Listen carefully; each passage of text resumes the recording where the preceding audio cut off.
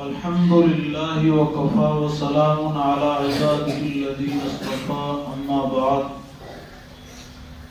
فأعوذ بالله من الشيطان الرجيم بسم الله الرحمن الرحيم إنا نحن نزلنا الذكر وإنا له لحافظون صدق الله العظيم قال رسول الله صلى الله عليه وسلم من قرأ القرآن فاستظهر فأحل حلاله وحرم حرامه أدخله الله الجنة وشفعه في 10 من أهل بيته كلهم قد وجبت لهم النار أو كما قال عليه الصلاة والسلام.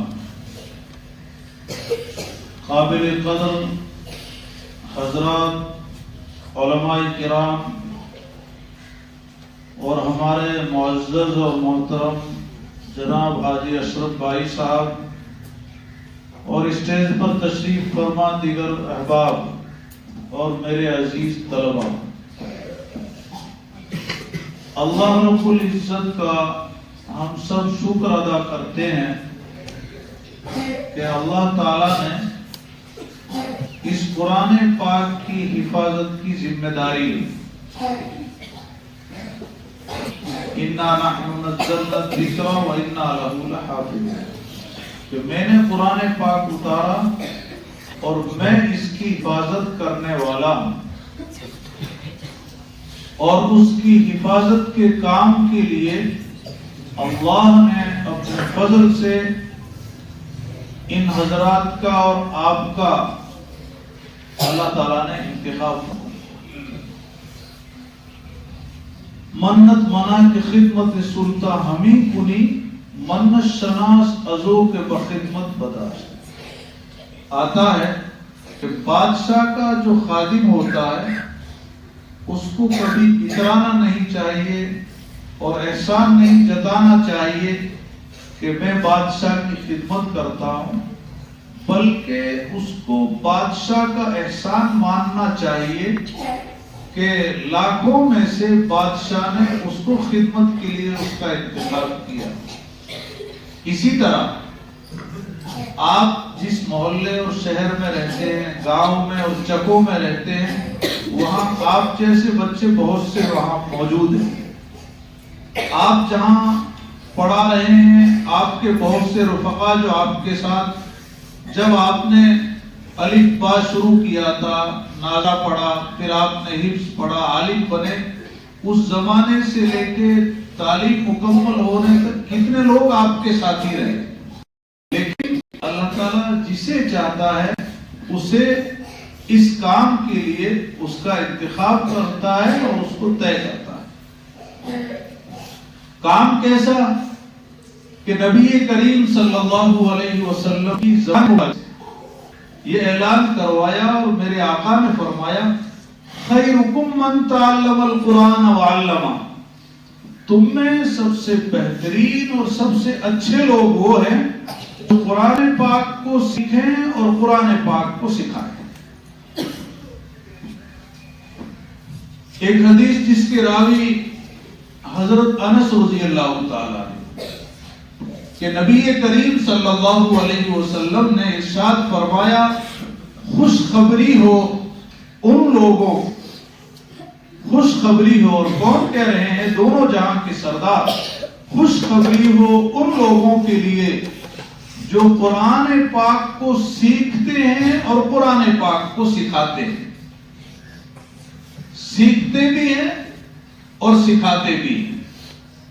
تیسری بات، جو اس میں اللہ تعالیٰ نے حکم دیا ہے اس پہ عمل بھی کرتے ہیں. سیکھنا، سکھانا اور اس پہ عمل کرنا. میرے آقا نے فرمایا میں اس کو اپنے ساتھ جنت میں لے کر جاؤں گا اور میں اس کا رہبر بنوں گا. پھر آپ نے حضرت علی کرم اللہ وجہ سے فرمایا اے علی، اور صرف علی رضی اللہ تعالیٰ عنہ کے لیے نہیں، یہ آنے والی قیامت تک کی امت کے لیے، اے علی قرآن پاک سیکھو اور قرآن پاک سکھاؤ. اگر اسی حالت میں تمہاری موت آ جاتی ہے تو تمہیں شہادت کا درجہ ملے گا۔ قرآن پاک پڑھتے یا پڑھاتے پڑھاتے اگر تمہاری موت آ گئی تو تمہیں شہید کا درجہ دیا جائے گا۔ پھر میں علی قرآن پاک پڑھو اور قرآن پاک پڑھاؤ، اگر اسی حالت میں تمہاری موت آ گئی تو فرشتے تمہاری قبر کی زیارت کے لیے اس طرح آئیں گے جیسے ہر مسلمان کعبۃ اللہ کی زیارت کے لیے جاتا ہے۔ دوستو، اللہ نے ہمارا جو انتخاب فرمایا، میں اپنے ساتھیوں کو کہوں گا اپنے اس کام کو کم نہ سمجھیں، اس سے اچھا دنیا میں کوئی کام ہے ہی نہیں۔ حضرت عبداللہ بن عمرو بن عاص رضی اللہ تعالیٰ عنہ فرماتے ہیں، نبی کریم صلی اللہ علیہ وسلم نے فرمایا، جس کو قرآن پاک مل گیا، یعنی اس کو یاد کر لیا، قرآن پاک سینے میں بسا لیا، اس کے اندر نبوت کے اثرات پیوست کر دیے گئے۔ اب نبوت میں اور اس میں فرق یہ ہے کہ نبیوں کے اوپر وحی نازل ہوتی ہے اور اس کے اوپر وحی نازل نہیں ہوتی۔ پھر یوں فرمایا کہ حامل قرآن کے لیے یہ بات زیبا نہیں ہے کہ جاہلوں کے سامنے جہالت سے پیش آئے، اپنی زبان پر گالی گلوچ والوں کے سامنے گالی گلوچ کرتے نہیں، حامل قرآن کو یہ زیبا نہیں۔ پھر فرمایا یہ دولت ملنے کے بعد، قرآن پاک ملنے کے بعد اگر اس نے دنیا کی کسی چیز کو بڑا سمجھا، آپ نے دیکھا ہے بہت ہی اچھی گاڑی والا جا رہا ہے، یہ بہت اچھا ہے، اس کے پاس سواری بہت اچھی ہے۔ آپ نے دیکھا پڑوس کا اس کا بنگلہ بہت اچھا ہے، میری تو ٹوٹی ہوئی جھونپڑی ہے۔ آپ نے دیکھا میرے پاس تو کچھ زمین ہے، اس کے پاس تو بہت اچھے مربے اور زمین ہے۔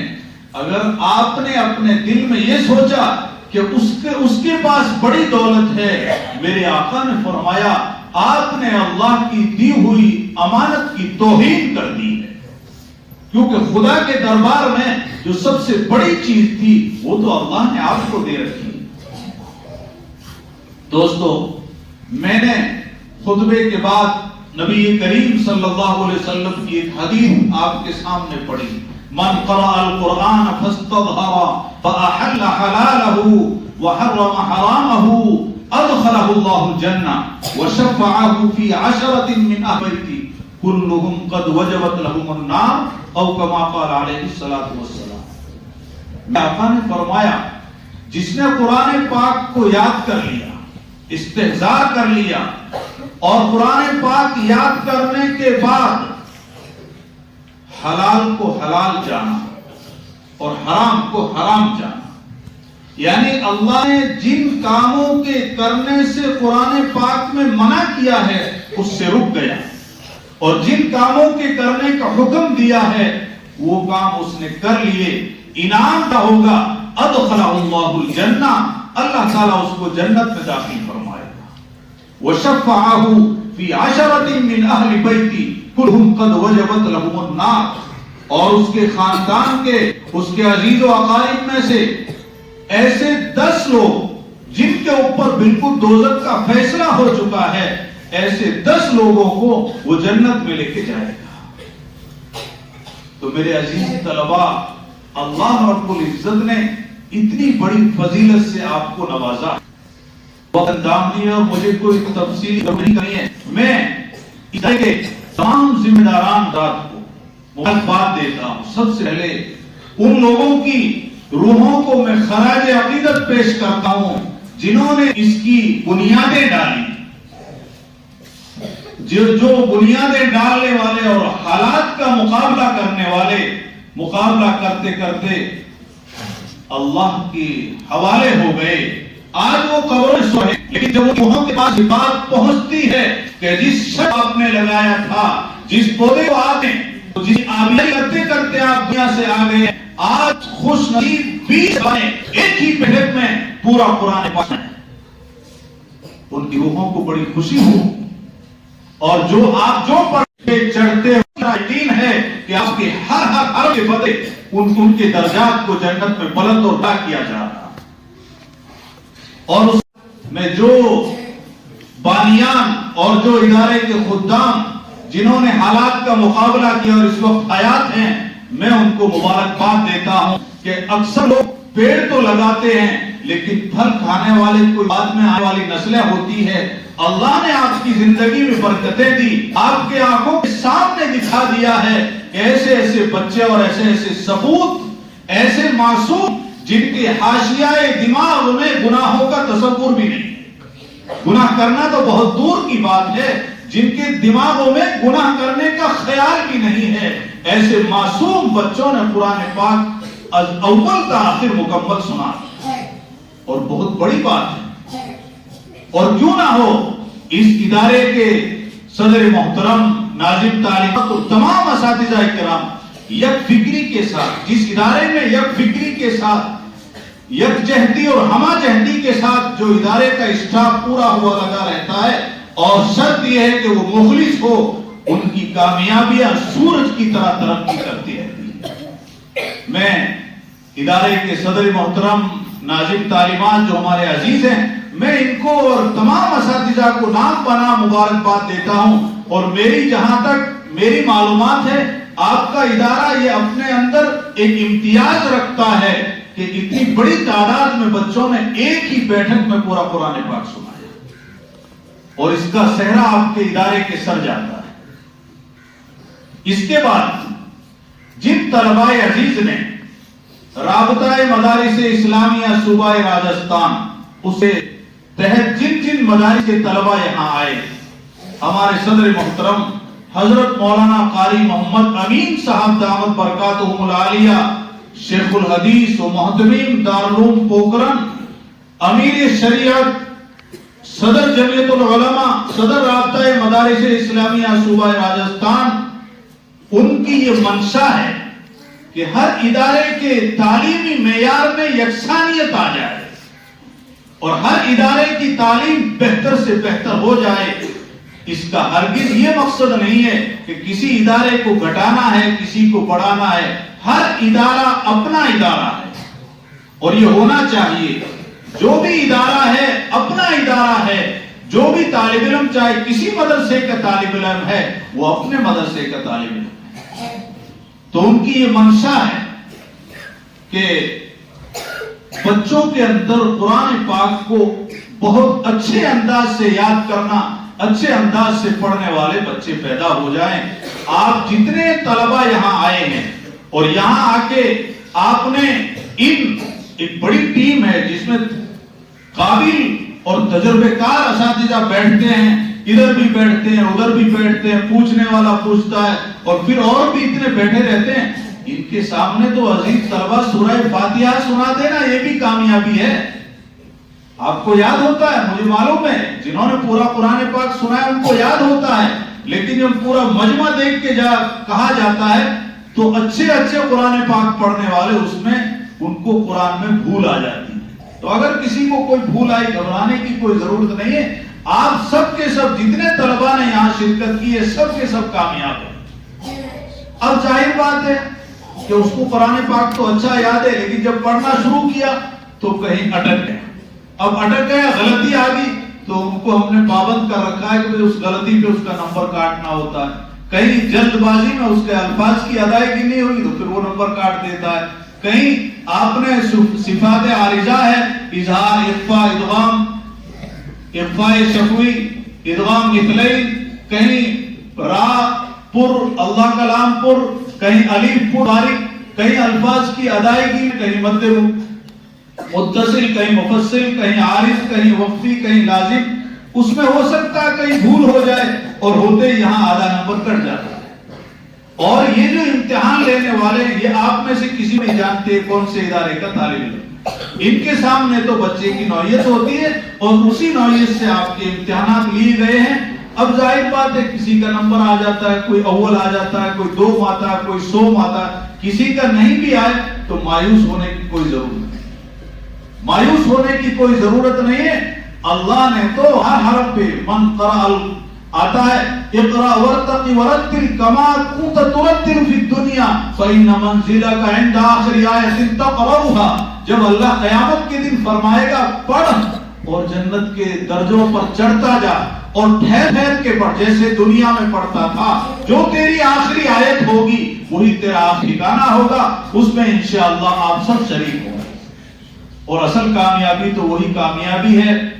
اللہ تعالیٰ آپ سب کو بہترین حافظ قرآن اور عالم بعمل بنائے. اور جو اساتذہ اور جن جن اداروں سے ذمہ داران حضرات آئے ہیں، میں ہمارے مقیم صاحب کی طرف سے شکریہ ادا کرتا ہوں. آپ نے ان کی آواز کو لبیک کہا. انشاءاللہ اللہ والوں کی آواز پہ جو بھی لبیک کہتا ہے اللہ تعالیٰ اسے دونوں جہاں میں عزت و سرخرویہ نصیب فرماتا ہے. اور آخر میں اس ادارے کے ذمہ داران اور تمام اسٹاف کا تہہ دل سے شکریہ ادا کرتا ہوں کہ آپ نے اتنے معصوم طلبہ کا اور آنے والے تمام مہمانوں کا میزبانی کا آپ نے حق ادا کر دیا. میرے پاس تو وہ الفاظ نہیں ہے جس سے میں اس کا شکریہ ادا کر سکوں.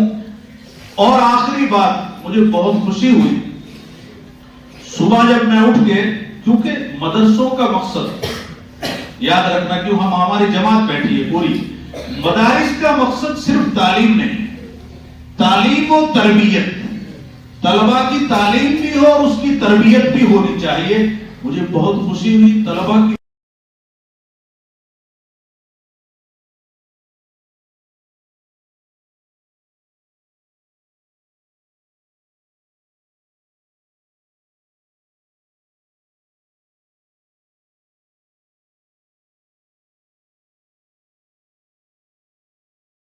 بہترین تربیت ہے. اور تربیت میں سب سے پہلے بچوں کو مسجد کے نظام کا اچھا پابند بنانا چاہیے. میں صبح آیا اور فجر کی نماز جماعت سے بہت پہلے میں آ چکا تھا. میں نے سوچا کہ شاید میں ہی مسجد میں پہلے جاؤں گا، لیکن میں آیا تو ایک صف باہر بھی لگی ہوئی تھی.